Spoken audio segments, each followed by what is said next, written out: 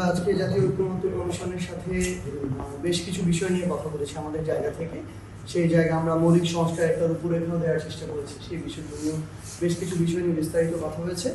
শুরুতেই আমাদের সদস্য সচিব তার জায়গা থেকে বলেছেন যে আমরা যে মৌলিক সংস্কারের কথা বলছি এটি কিন্তু শুধুমাত্র নির্বাচন কেন্দ্রিক নয়, কিংবা সংসদে 2/3 ভোট নিয়ে একটা সংশোধনী নয়, বরং আমরা মনে করি যে এটি হচ্ছে রাষ্ট্র ও সাংবিধানিক যে ব্যবস্থা সেটার ক্ষমতার ভারসাম্য, জবাবদিহি ও বিকেন্দ্রীকরণ নিশ্চিত করবে। আমরা এই মৌলিক সংস্কারের মূল কিছু উপাদান নিয়ে আমাদের জায়গা থেকে কথা বলেছি।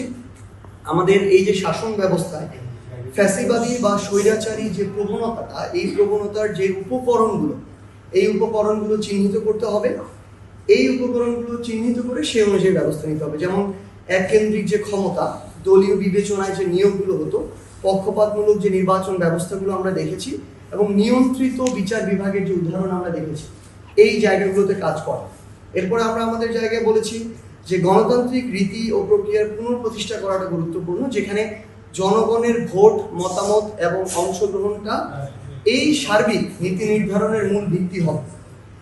ক্ষমতার ভারসাম্য এবং বিকেন্দ্রীকরণটা নিশ্চিত করা গুরুত্বপূর্ণ, এটা আমরা আমাদের জায়গা থেকে জোর দিয়েছি, যাতে একজন ব্যক্তি, একটি দল বা একটি প্রতিষ্ঠান পুরো শাসন ব্যবস্থার উপরে একচেটিয়া নিয়ন্ত্রণ আর আরোপ না করতে পারে।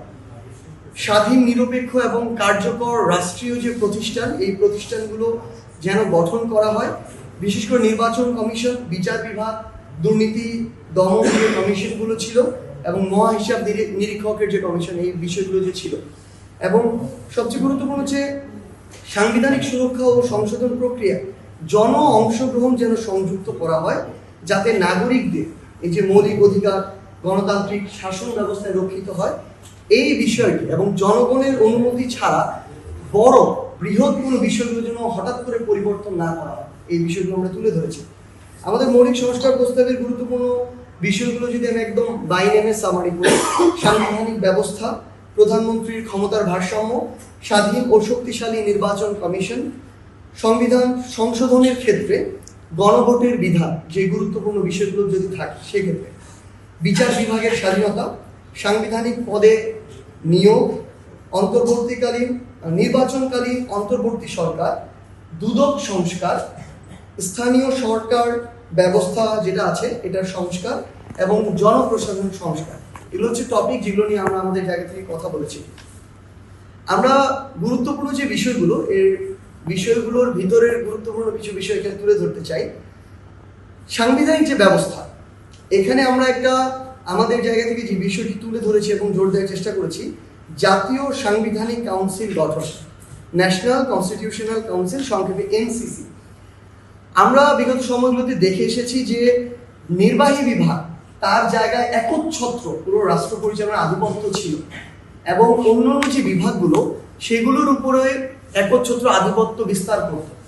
সেই জায়গায় এই জাতীয় সাংবিধানিক কাউন্সিল নির্বাহী বিভাগকে জবাবদিহিতায় রাখার একটা কাজ করবে, এবং সাংবিধানিক যে পদ, এই পদগুলোতে নিয়োগদানের কাজটি করবে।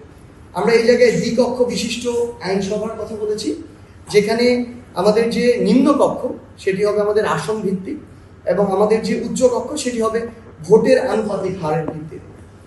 আমরা উচ্চ কক্ষের যে কাজ, এই কাজগুলো আমাদের জায়গা থেকে তুলে ধরেছি। যেমন সংবিধান সংশোধনে 2/3 সংখ্যাগরিষ্ঠ ভোটে এখানে পাশ হতে হবে। নিম্ন কক্ষে যে উত্থাপিত বিলগুলো থাকবে সেগুলো এখানে পর্যালোচনা হবে, সুপারিশ হবে। আন্তর্জাতিক চুক্তির ক্ষেত্রে এই উচ্চ কক্ষের একটি অনুমোদন লাগবে, এবং সরকারি যে সংস্থাগুলো, এই সংস্থাগুলোর কার্যক্রম এই উচ্চ কক্ষ মনিটরিং করবে। এবং আমরা গুরুত্বপূর্ণ কিছু বিষয় আমাদের জায়গা থেকে আরো তুলে ধরার চেষ্টা করেছি, যে সংসদ সদস্যরা পার্লামেন্টে স্বাধীনভাবে তাদের মতামতটি প্রকাশ করতে পারবে। পাশাপাশি সরকারের যে স্থিতিশীলতা সেটিও যেন রক্ষা হয়, আবার যেন অস্থিতিশীল কোনো পরিবেশ না হয়, সেজন্য একটা সাংবিধানিক সেখানে ব্যবস্থা থাকবে। আমরা আগেও জানিয়েছি, আজকেও এটি পুনরাবৃত্তি করেছি, যে ভোটারদের বয়স যেন 16 করা হয়, এবং প্রার্থীর বয়স নির্বাচনে অংশগ্রহণের ক্ষেত্রে যেন 23 করা হয়। আরেকটি গুরুত্বপূর্ণ বিষয় আমরা তুলে ধরেছি, তথ্য প্রাপ্তির যে অধিকার, এটাকে যেন মৌলিক অধিকার হিসেবে স্বীকৃতি প্রদান করা হয়। নারীর ক্ষমতায়নের ক্ষেত্রে এবং প্রতিনিধি বৃদ্ধির ক্ষেত্রে আমরা সরাসরি 100 আসনে নারী সংসদ সদস্যের কথা বলেছি, এবং সংবিধান সংশোধনে যে গণভোট, এখানে আমরা একটা বিষয় তুলে ধরেছি। দেখুন, নর্মালি যারা সরকারে নির্বাচিত হয় দেখা যায় তারা 35-40% ভোট পায়। সেই জায়গায় গুরুত্বপূর্ণ বিষয়গুলোতে আমরা যদি শুধুমাত্র তাদের মতামতের ভিত্তিতে এটা সংশোধন হয়ে যায়, এমন হতে পারে কিছু ক্ষেত্রে এটা ওই 30-35 বা 40% মানুষের মতামতের ভিত্তিতে।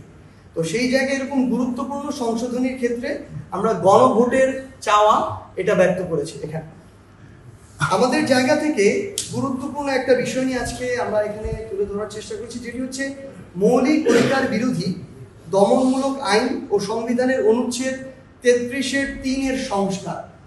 1974 সালের বিশেষ ক্ষমতা আইন বাতিল এবং সংবিধানের 33(3) অনুচ্ছেদের যে প্রতিরোধমূলক আটকের যে ধারা, এই ধারাটি আমরা সংস্কার করার কথা বলেছি। কারণ আমরা দেখেছি এরকম অসংখ্য আটক বছরের পর বছর ধরে, মন চেয়েছে, পটেনশিয়ালি তাকে মনে করেছে তার জন্য, তার নির্বাচনের জন্য থ্রেট, তার এলাকায় আধিপত্যের জন্য থ্রেট, তাকে তুলে এনেছে, কোনো কারণ জানা নেই, কেউ জানে না, যাকে এনেছে সেও জানে না। তো সেই জায়গায় এরকম এই জিনিসটি যেন পুনরাবৃত্তি না হয়, এই আটকের কারণটা জানাতে হবে এবং আইনজীবীর সাথে যোগাযোগ করার এই সুযোগটি দিতে হবে।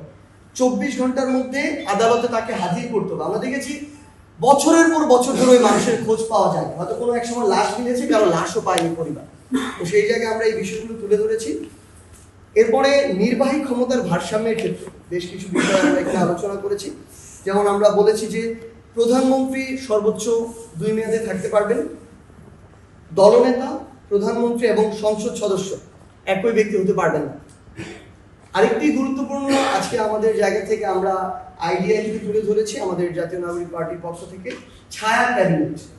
আমরা বলেছি যে পার্লামেন্টের বিরোধী দল ছায়া ক্যাবিনেট গঠন করতে পারবে। এই ছায়া ক্যাবিনেটের বেশ কিছু কাজ আমরা তুলে ধরেছি আমাদের জায়গা থেকে। সেখানে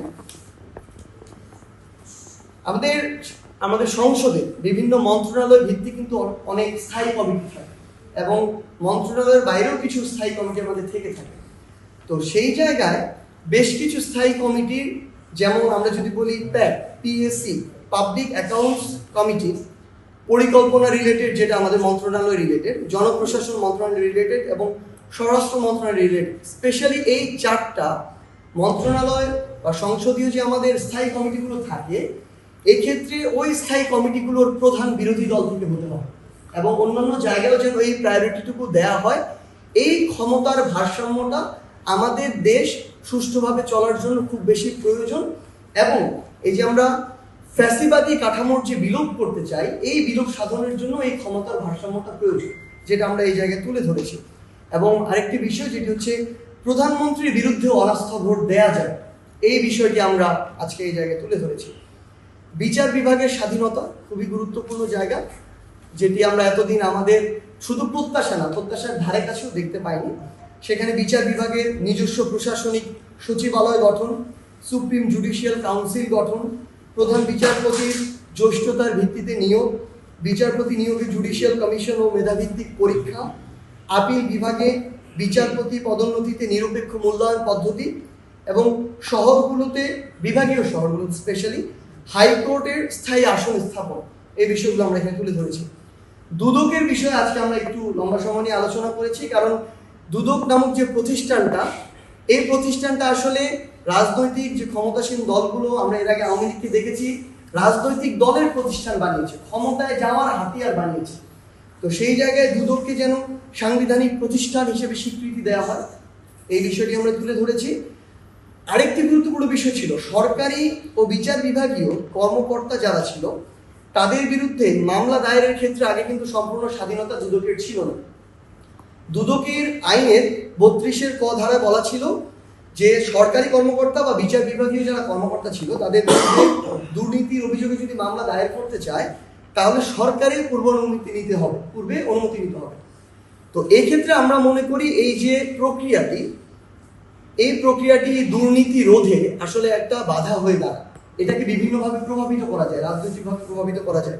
তাই আমরা আমাদের পার্টির পক্ষ থেকে স্পষ্ট অবস্থান জানিয়েছি, এই দুদকের 32 ক ধারাটি বাতিল করতে হবে। আমরা স্থানীয় যে আমাদের নির্বাচন ব্যবস্থা, এই ব্যবস্থা এবং হচ্ছে স্থানীয় যে সরকার ব্যবস্থা, এই জায়গায় কথা বলেছি। দলীয় প্রতীকে এই যে নির্বাচন যেটি ছিল স্থানীয় পর্যায়ে, এটি বাতিল করতে হবে। এই একটা প্রসেসের মধ্য দিয়ে রুট পর্যায়ে ফ্যাসিজমকে প্রতিষ্ঠা করার চেষ্টা করা হয়েছে।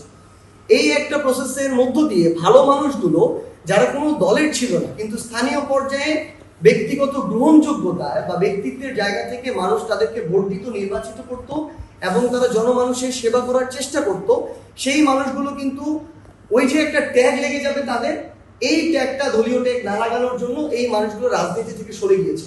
সো ভালো মানুষগুলো যে জনপ্রতিনিধি হওয়া থেকে বিমুখ হয়ে গিয়েছে, এটি আবার ফিরিয়ে আনতে হবে।